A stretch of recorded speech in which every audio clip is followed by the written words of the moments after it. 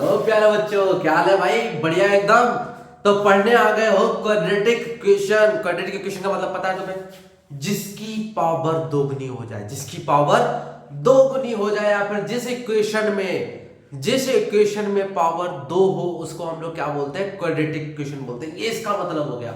Chapter शुरू करने से पहले कुछ चीजों को मैं बताना चाहूंगा। पूरे चैप्टर में कुछ नहीं है, बहुत इजी है।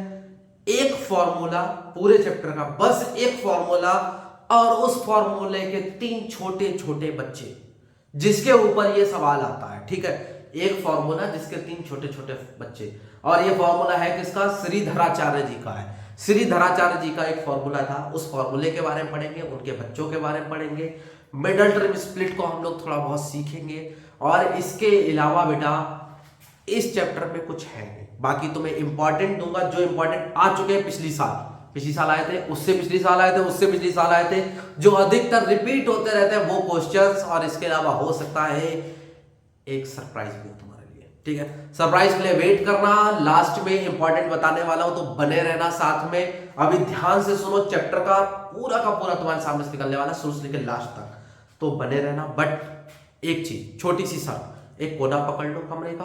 ठीक है, 15 मिनट तक अगले किसी से बात नहीं करनी, कुछ नहीं करना। अगर कोई बुलाए, कोई काम दे, तो बोल देना आर्यन सर ने बोला है, 15 मिनट तक कहीं नहीं जाना। ठीक है, उसके बाद मम्मी पापा भाई दोस्त जो भी है, प्लीज उसके बाद सारे काम बता देना, कर लूंगा। फोन डू नॉट डिस्टर्ब पे लगा लो, 15 मिनट तक कहीं कुछ नहीं करना है, इधर ही बने रहना है। क्वाड्रेटिक इक्वेशन फिर गड़बड़ नहीं करोगे अगर आज सीख लिए तो। ठीक है, तो आज नुकसान नहीं करना किसी भी हाल में। सबसे पहले क्वाड्रेटिक इक्वेशन को समझो होता क्या है। एक ऐसी इक्वेशन, क्वाड्रेटिक इक्वेशन कौन सी होती है? एक ऐसी इक्वेशन जिसकी पावर क्या हो? हाईएस्ट 2 हो। ax² plus bx plus c equal to 0। जैसे इसमें क्या है? x की हाईएस्ट पावर कितनी है? 2 है। यहां पे भी है x की पावर कितनी है? दिख रही है क्या? नहीं दिख रही, इसका मतलब पावर 1 है। x लगा है और पावर नहीं दिख रही, मतलब पावर कितनी है? 1 है। x की हाईएस्ट पावर कितनी? 2 है। बेटा जिसकी भी हाईएस्ट पावर होगी, ये हमने किसमें पढ़ा था? पॉलिनोमियल्स में पढ़ा था। डिस्क्रिप्शन में लिंक पड़ा हुआ, देख जाके फटाफट। हमने पॉलिनोमियल्स में पढ़ा था कि जिसकी भी हाईएस्ट पावर 2 हो, वो इसके जीरोस कितने होते हैं? उसके जीरोस हमेशा 2 होते हैं। जीरोस कितने होते हैं? 2 होते हैं। और उन जीरोस को निकालने के लिए एक अलग से फॉर्मूला बना। जीरोस कितने होते हैं? 2 जीरोस होते हैं, जिनको हम लोग अलग अलग नाम देते हैं, that is alpha and beta. Alpha को तुमने कई जगह पे ऐसे बना हुआ भी देखा होगा। ठीक है, तो अल्फा एंड बीटा, ये अल्फा के लिए दूसरा साइन, समझ गए? अब देखो अल्फा बीटा को निकालते कैसे। एक एक्चुअली धराचार्य जी हुआ करता है, उनका एक फॉर्मूला था, श्री धराचार्य। श्री धराचार्य जी थे, इन्होंने एक फॉर्मूला बनाया जिसको हम लोगों ने नाम दिया क्वाड्रेटिक फॉर्मूला। क्या नाम दिया? Quadratic formula. अब इस फॉर्मूले की खास बात क्या है कि जो ये alpha beta middle term split से निकालते हैं, तो उसकी कोई जरूरत ही नहीं है। उसकी कोई जरूरत नहीं है, फॉर्मूला लगा दो काम हो जाएगा। उन्होंने बोला इसमें तुम्हें ए बी सी को फाइंड आउट करना है। जैसे मान लो कोई कॉमन सी इक्वेशन हो तुम्हारे पास, 3x² plus 4x plus 5 equal to 0।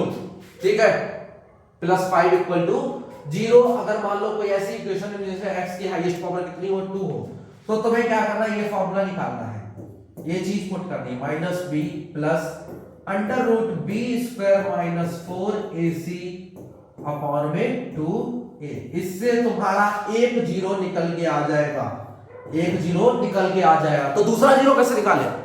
उसके लिए कोई और फॉर्मूला देके गया होगा, है ना? नहीं भाई, यही फॉर्मूला है, तुम्हें पता है यही फॉर्मूला है। और इसके लिए अगर हम लोग बीटा निकाले तो क्या करना पड़ता है? Minus b. अगर यहां पे प्लस लगाया था, दूसरी बार क्या लगा देना है? यहां पे माइनस लगा देना है, under root b square minus 4ac upon में 2a, अपॉन में 2a। ये धराचार्य फॉर्मूला यही है जिसको तुम लोग डायरेक्टली लिख देते हो, minus b plus minus under root b square minus 4ac upon में 2a, अपॉन में 2a। ये तुम्हारा धराचार्य फॉर्मूला क्वाड्रेटिक फॉर्मूला भी कहलाता है, जिसको हम इस तरह से इस्तेमाल करते हैं। अब इसके 3 बच्चे समझना ध्यान से। जो इसके अंदर तुम्हें रूट में एक चीज दिख रही है ना, वो रूट की चीज किस तरह से सॉल्व होती है, बी स्क्वायर माइनस 4ac, वो चीज समझना जरा। बोलता है अगर तुम्हारी कोई इक्वेशन है, अगर तुम्हारी कोई इक्वेशन है जैसे कि ये, इसमें a क्या है बेटा हमारा 3 है, a कितना है 3 है, इस इक्वेशन में b कितना है 4 है और c कितना है 5 है, ठीक है। इसमें क्या करो, सबसे पहले बी स्क्वायर माइनस 4ac निकालो, तब तुम्हें पता लग जाएगा धराचार्य फॉर्मूला का आगे इस्तेमाल करना है या नहीं करना है।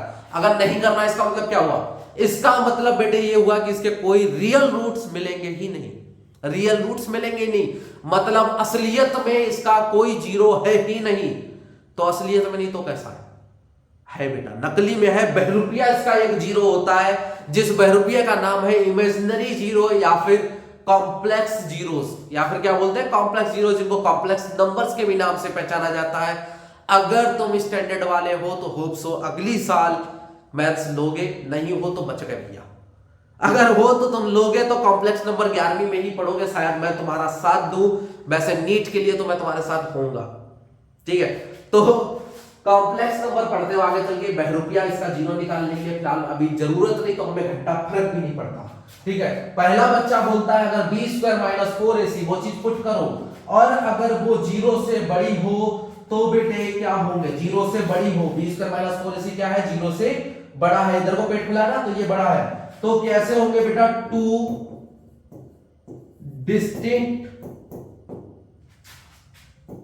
डिस्टिंक्ट एंड रियल रूट्स होंगे, कैसे होंगे बेटे, रियल रूट्स होंगे, रियल, ठीक है, रियल रूट्स होंगे। और अगर बी स्क्वायर माइनस 4ac छोटा हो गया जीरो से, तो बेटे टू डिस्टिंक्ट एंड इमेजिनरी बहरूपिया, जिसको हम लोग बस सोच रहे हैं, इमेजिनरी रूट्स होंगे, कैसे होंगे, इमेजिनरी रूट्स होंगे। तुम्हें सीधे लिख देना है, अगर इतना लंबा ना याद रखो तो नो रियल रूट्स, क्या लिखना है, नो रियल रूट्स, ठीक है। तीसरी चीज अगर बेटा हमारा बी स्क्वायर माइनस 4ac, दो बेटे हो गए, एक बड़ा वाला और एक सबसे छोटा वाला, दूसरा जो शून्य के बराबर है, जो शून्य के बराबर है, ये शून्य से छोटा, जीरो से छोटा, ये जीरो से बड़ा, तो एक ऐसा भी है जो जीरो के बराबर है, धराचार्य जी का तीसरा बेटा जो जीरो के बराबर है, वो क्या कहता है, वो कहता है दो रूट्स होंगे वो भी equal two equal and real roots, two equal and real roots, समझ गए। इन तीन बच्चों के बेसिस पे तुम इसको इजीली निकाल सकते हो। जैसे हमारा उसमें क्या है, a equal to 3, b equal to 4 and c equal to 5, a equal to 3, b equal to 4 and c equal to 5। मान लो एक इक्वेशन है जिसमें ये नंबर्स है, इक्वेशन किस तरह की होगी, इस तरह की जो अभी मैंने ऊपर लिखी थी, 3x² + 4x + 5 equal to 0, equal to 0। अगर इसके जीरोस निकालो तो सबसे पहले क्या करें, इसको निकालें, और इस बला को बोलते हैं बेटा डिस्क्रिमिनेंट, इनके जोड़े को, इनके ग्रुप को बोलते हैं क्या, डिस्क्रिमिनेंट, ठीक है, डिस्क्रिमिनेंट, ठीक है। तीनों में कोई भी दोस्ती तालमेल नहीं बैठ रहा, कोई बहुत बड़ा है कोई बहुत छोटा है, तो ये डिस्क्रिमिनेंट है, अलग अलग है, ठीक है। तो अब बी स्क्वायर मतलब 4 का स्क्वायर, 4ac का मतलब क्या हो गया बेटे, 4ac मतलब 4 इंटू 3 इंटू 5, 4 का स्क्वायर बेटा कितना हो गया 16, 4 इंटू 3 कितने हो गए 12, 12 5 जा 60। अब देखो B square minus 4ac, B square minus 4ac निकालना है, that is known as discriminant. अब डिस्क्रिमिनेंट हमारा क्या आ रहा है, 16 माइनस 16, दैट इज बेटा 44, वो भी माइनस का, वो भी माइनस का, भी कैसा हो गया हमारा जीरो से छोटा हो गया, इसका मतलब two distinct and imaginary roots, या फिर बोले no real roots, no real roots, या फिर क्या बोल सकते हैं हम लोग, no real roots are possible, no real roots are possible as discriminant is smaller than 0, discriminant is smaller than 0, बस खत्म। पूरे चैप्टर में बेटा तुम्हारा इतना ही है, बहुत इजी चैप्टर है, ठीक है। इसके अलावा कुछ करना नहीं है, डिस्क्रिमिनेंट निकालना सीख जाओ, धराचार्य फार्मूला लगाना सीख जाओ, बस काम हो गया तुम्हारा। बाकी अब तुम्हारे इंपॉर्टेंट्स तुम्हारी आंखों के सामने है, फटाक से जरा देखो क्या क्या आने के चांसेस ज्यादा है। पहली एक्सरसाइज से बेटा तुम्हारा लास्ट 2 क्वेश्चन, ठीक है, पहले क्वेश्चन के लास्ट 2 क्वेश्चन और बिल्कुल लास्ट क्वेश्चन पहली एक्सरसाइज का ये वाला क्वेश्चन, ठीक है। ट्रेन ट्रेवल्स, ध्यान रखना इस चीज का। इसके अलावा तुम आगे खोल लो एक एग्जांपल नंबर 6, देख लो ध्यान से एग्जांपल नंबर 6। दूसरी चीज 4.2 का क्वेश्चन नंबर 5 एंड 6।